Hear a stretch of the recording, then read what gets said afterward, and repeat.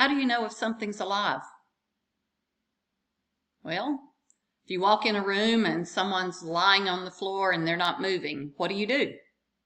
Well, you look to see if their chest is rising and falling as they're breathing. You may put your hand on their chest to see if their heart is beating. Or if it's your mean little brother, you may thump him on the nose to see if he moves.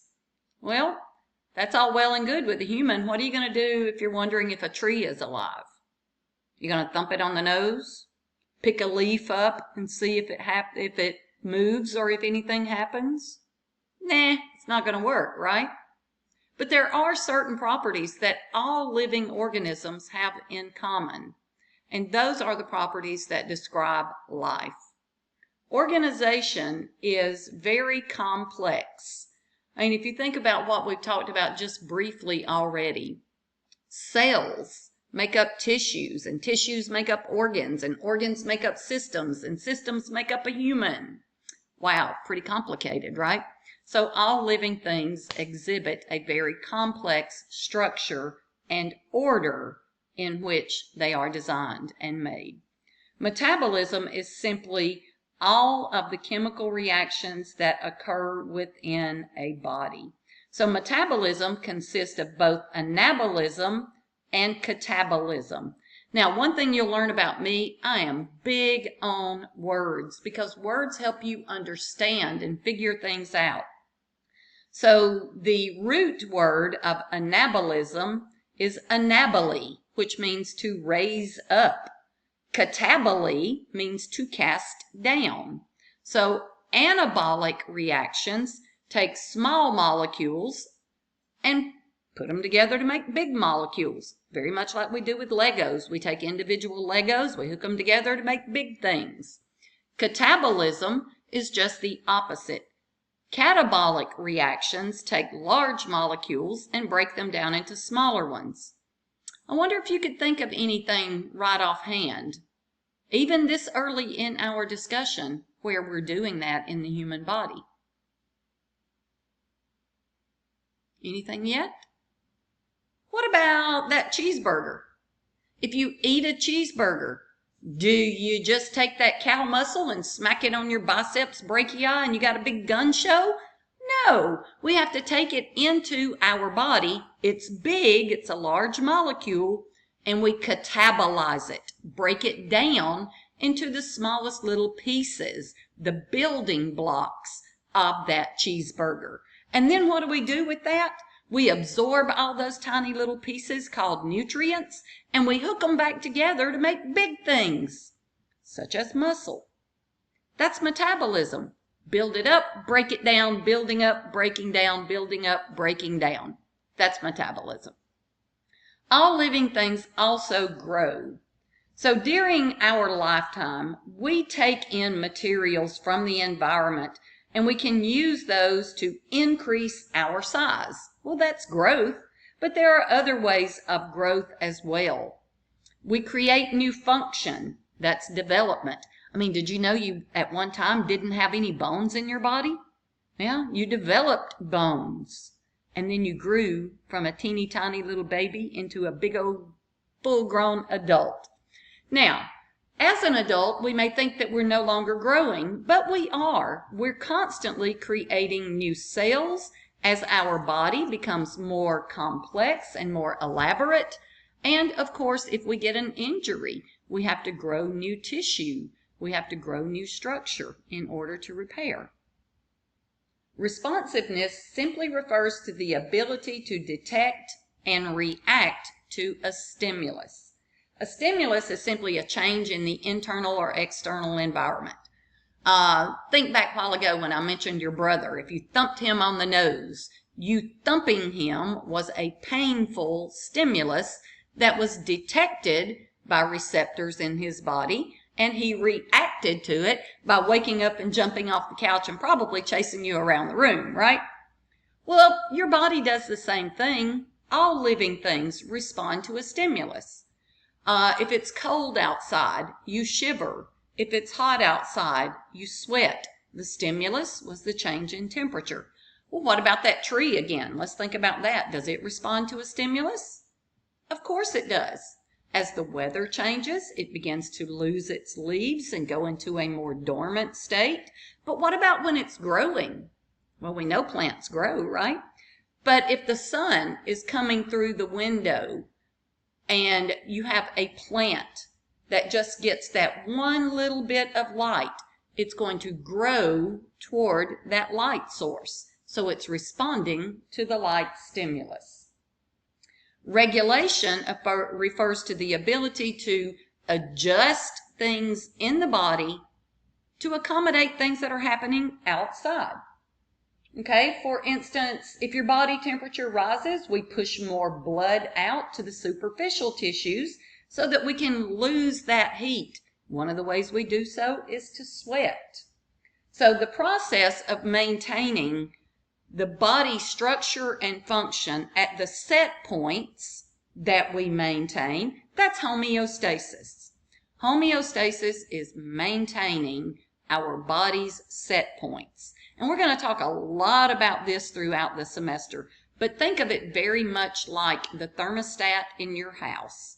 You have a set point, say 70 degrees. If it gets higher than 70, the air conditioner kicks on. If it gets lower than 70, the heater kicks on. Well, that's how your body does too. You sweat or you shiver to maintain your body temperature. And then our last characteristic of life that we will examine is reproduction.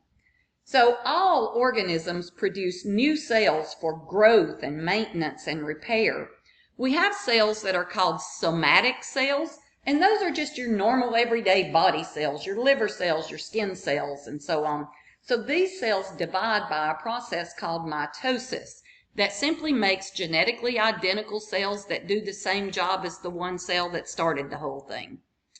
Now, that's one type of reproduction, mitosis, producing new cells for growth, maintenance, and repair. But we also have another type of reproduction, and that is sexual reproduction, which is done with cells called gametes.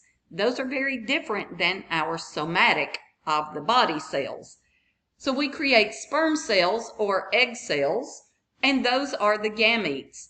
Now, those sperm cells and egg cells can combine in a process called sexual intercourse and create new humans, new organisms. Now, that is sexual reproduction, and that's how we create offspring. The human body is amazingly complex, but it's all put together from simple little molecules, atoms, chemicals. Now, before you start getting all freaked out, let's think about this for a moment. I want you to think about when you were first learning how to say your ABCs. Well, someone sat you down and maybe mom had you in the rocking chair and she's singing A, B, C, D, E, F, G as you're trying to go to sleep. Well, sooner or later, you learned the alphabet and you learned all those letters. What was the purpose of that? So you could sing a silly little song? No. The purpose of that was because you had to learn your letters before you could learn words, and you had to learn words before you could read. Ah, I didn't think about all that, did you? Now, let's look at that. So let's take a simple letter. We'll take an A. Okay? By itself, it's an A. What do you see? What do you think of when you see it? You think, oh, that's an A, the grade you want, right? Okay, well, A by itself, that's not a whole lot, but what if we put some more letters with it? And now we've got a C, an A, and a T. Well, that C is just a C, A is just an A, T is just a T. But what is it when you put them together? We have a cat. Oh, that's different than an A. A cat is different than a C or a T. A cat is an animal. So we took some small things and put it together and made something else, right? Now, what if I took that C-A-T and I added more to it? And I said, my cat is brown. So I'm taking more letters and putting them together and making more words, and I put the words together to make a sentence. Well, we could keep on with this. My cat is brown and his name is Oscar. I really wish I didn't have this cat, but my son gave it to me, so I'm probably going to have to keep it. Maybe one day I can get my son to take this cat back because I really don't like having to clean the litter box. Now, I took several letters and put them together to make words. The words put together to make sentences. The sentences were put together to make a paragraph. Now, I could keep on and write a whole chapter in a book about my brown cat. And then I could write another chapter and another and another and another. And next thing you know, I've written a whole book. Well, what if that book is a bestseller and then I want to write more books and more books and more books? And then I put them into a big place called a library that has all the books. Yeah?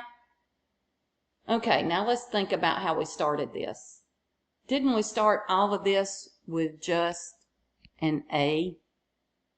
Yeah, well, that's the way we start the human body too. We take small things and put them together to make bigger things, and bigger things until we make a human body. So at the chemical level of organization of the human body, we're talking about the chemicals, the atoms, and the molecules. So atoms are the smallest unit of matter that exhibit the characteristics of an element, like oxygen or carbon or hydrogen. When we put atoms together, they form a molecule. For instance, we put oxygens and hydrogens together, we make water. We can add some carbons to that, and in the right combination, we make sugar. Yeah, getting more and more complicated, right?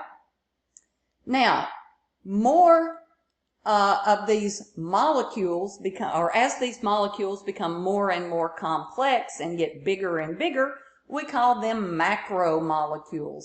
Macromolecules include proteins and fats and DNA and carbohydrates. And we're still on the lowest level here, the chemical level of organization. Now, macromolecules can be specialized little subunits that are within cells, and we call those organelles. Well, organelles are found in cells, and we use those to do certain jobs within cells. So at the cellular level, it's simply made up of a whole bunch of macromolecules and chemicals. All right, so cells are the smallest living structure. They're the basic unit of structure and function in all of the organisms. So cells and their components are formed from the atoms and the molecules from the chemical levels. The structures of cells is going to be very widely different depending on what the job of the cell is. Now, cells come together to form tissues. So tissues are groups of similar cells that perform common functions. We have 4 major categories of tissues. You'll see as we continue our studies, your epithelial tissues form coverings and linings, like lining your digestive tract, or your skin is a covering.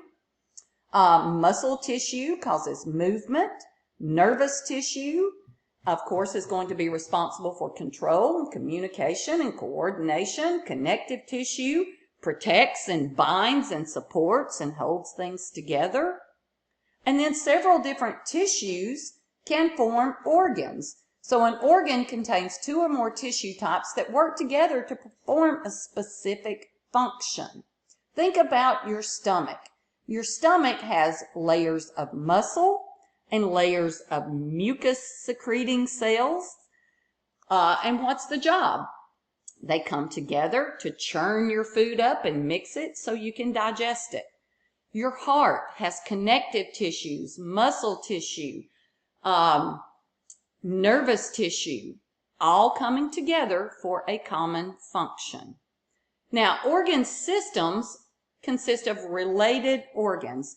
An easy one to understand is the digestive system. Think about what we do. We put food into our mouth, we swallow it, it goes down the esophagus to the stomach, from the stomach through the small intestine, from the small intestine to the large intestine, and then we get rid of the waste products through the anus. So there are several organs working together to take those food products, break them down, and get the nutrients, then excrete the waste products. Now, we have many different organ systems in the human body. So the digestive system we just mentioned, you've got cardiovascular, you've got the urinary system, the reproductive system, the endocrine system, the integumentary system, the skeletal system, the muscular system.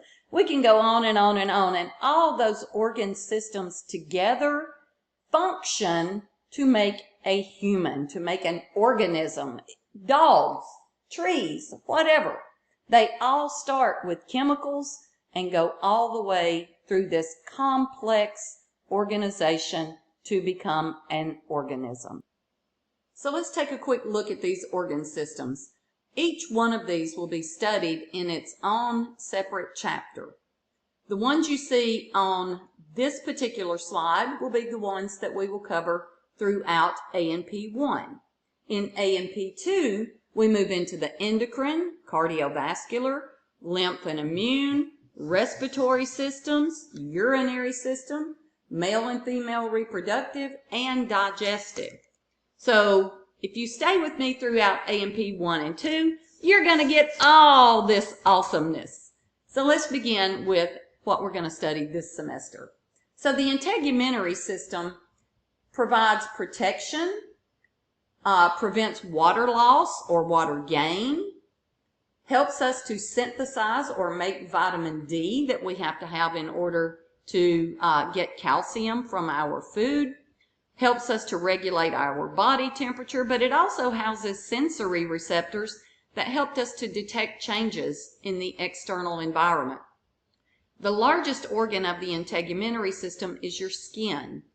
But in addition to that, we have the hair, fingernails, toenails, sweat glands, oil glands, all working together to form the integumentary system. The skeletal system is made up of bones. We'll study that in chapters 7 through 9. Each individual bone is an organ. Your femur is an organ.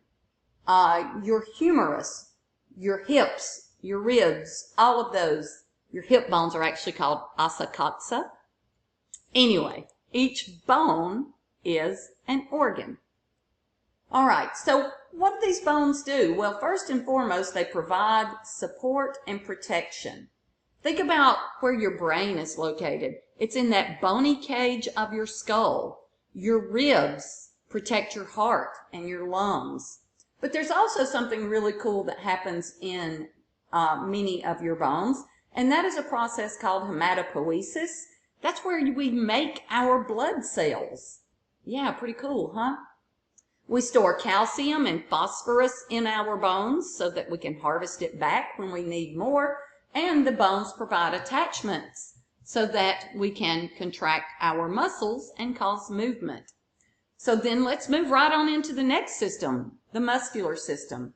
Just like each individual bone is an organ, each individual muscle is an organ.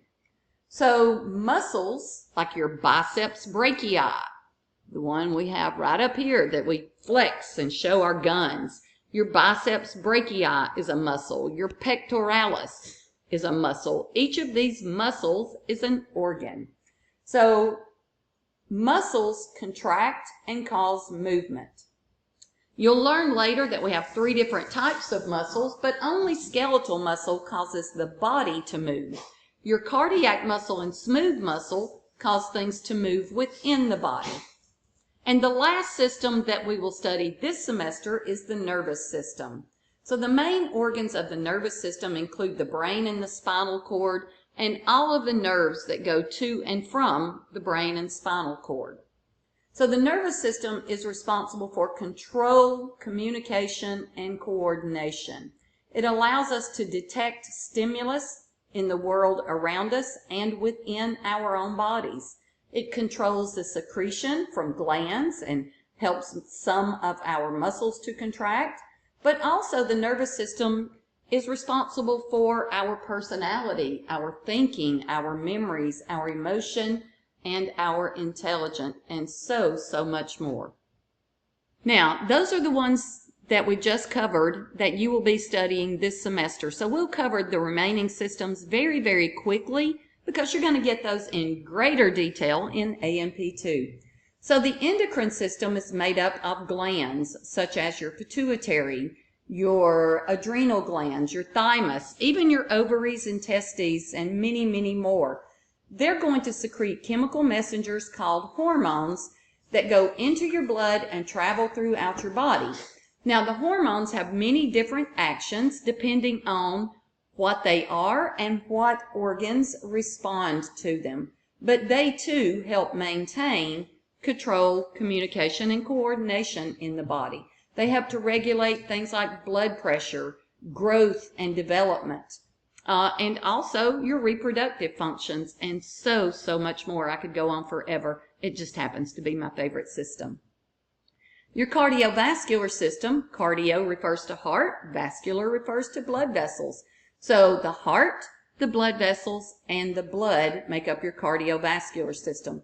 The heart pumps your blood through the blood vessels, and the blood moves throughout the body to distribute things or pick up. So nutrients that we get from our food gets into the blood and travels throughout our body. Waste products that we create in our body get picked up in the blood so that we can take it to the lungs to exhale CO2 or to the kidneys to filter out waste. The lymphatic system is what I call a wastewater treatment plant. So it consists of lymph nodes, lymph vessels, patches of lymphatic tissue, and it works hand in hand with the immune system, which is a functional system. So these two systems together help to clean up tissue fluid, put it back in to your circulatory system, but also help to program and mature your immune system and house a lot of your immune system cells when they're functional. The respiratory system consists of the nose, the pharynx and larynx, and yes, I said pharynx and larynx. I did not say pharynx or larynx. You don't have pharynx and larynx. You have a pharynx and you have a larynx. Yep, that's one of my pet peeves. But the pharynx and the larynx are part of the respiratory system. The pharynx is what we commonly call the throat. The larynx is what we call the voice box. The larynx leads to the trachea, which is your air passageway that branches into tubes called bronchi that lead out to the lungs. In the lungs, we have gas exchange. We bring in oxygen and get it into the blood so we can take it out to body tissues. Body tissues create a waste product called CO2. We pick it up in the blood and take it back to the lungs so we can exhale and get rid of it. All right, finishing up our organ systems, we have the urinary system. The kidney's job is not to create urine. The job of the kidneys is to filter the blood and to remove excess and waste products. So the kidneys do the filtering, and then the filtrate goes through the ureters to fill the urinary bladder that is emptied by the urethra. So the job is to filter the blood and help maintain fluid and electrolyte balance in the body. The digestive system, oh wow, there's so many organs in the digestive system, but we'll just do an overview here. We'll start at the mouth. We put food in. We push it back to the pharynx, which is the throat. Swallow it down the esophagus. It goes to the stomach. The liver and the gallbladder secrete some of their components, as well as the pancreas into the small intestine once the food moves into the small intestine. And then we break it down chemically, absorb the nutrients, and push the waste products into the large intestine, which is called the colon. And then we get rid of the waste products through the anus. So bam, we did form and function all together there. And the reproductive system in the male and the female. First of all, the primary organs of reproduction are not the ones that you think of first. It's not the testes, or it's not the penis and the vagina. The primary organs are the ones that create the cells that we have to make babies. So the testes make sperm cells, the ovaries make egg cells. Those are the primary organs. Everything else are accessories. They help the process to happen. So the sperm cells are created in the testes, which are located externally in the scrotum. Then they go through the testes into the epididymis where they mature, and then when ejaculation is about to occur, they go through the vas deferens all the way through the penis, and ejaculation occurs. Now there are some additional structures called the seminal vesicles and the prostate gland and others that secrete some of the fluid, which is a part of the ejaculation as well. In the female, the primary organs are, of course, the ovaries, because they make the egg cells and then ovulate them into the fallopian tubes where fertilization will occur if it's going to occur. Now, the egg cell, if it's fertilized or not, is going to migrate into the uterus, and that's an incubator. That's where we get that little developing embryo and we implant it into the wall of the uterus, and it stays there for approximately 9 months and develops into a baby. Now, the vaginal canal is the place where sperm cells are deposited and where the baby comes out under normal conditions. Now, you'll learn a lot more about those, including the mammary glands, which make up most of the tissue of the breast, and they create the milk to feed that baby after birth. But, man, you're going to get so much of this in AP2. I'm just giving you a little bit of a teaser here and now. So those are the organ systems that work together to make up the human body. And one thing I want you to always remember, not a single one of these organ systems functions by itself. Every organ system affects and is affected by every other organ system. Wow, aren't we amazing? And we'll wrap up this video with some questions for you. What did you learn?